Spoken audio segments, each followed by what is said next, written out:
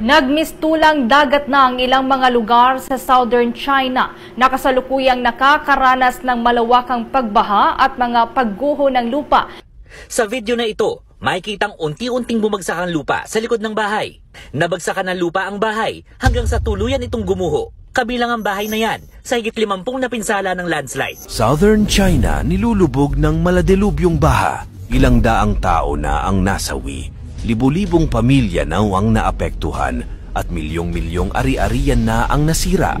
Mahigit 40 plus na ang mga nasawi dahil sa pagbaha at paglandslide sa Guangdong Province. Nanawagan naman ang Chinese leader na si Xi Jinping nitong Martes na gawin ang lahat ng makakaya para mapangalagaan ang buhay at mga ari-arian, kamalasan o karma.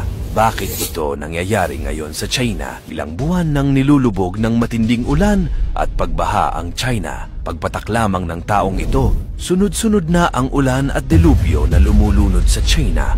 Ilang daang tao na ang nasawi.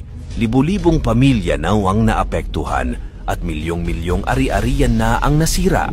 Mahigit 40 plus na ang mga nasawi dahil sa pagbaha at paglandslide sa Guangdong Province. Ang pangyayaring ito ay tinaguriang once-in-a-century flood sa lugar, partikular na sa Meizhou City. Ang syudad na ito ay tahanan ng mahigit 3.8 million katao. Nagsimula ang once-in-a-century na pagulan noon lamang 1 linggo at mula noon, hindi na tumigil pa at lumalala lamang ang sitwasyon. Patuloy na inaayos ang mga apektadong lugar. Ngayon, nasa 9,000 na mga kabahayan pa ang wala pa ring kuryente dahil sa insidente.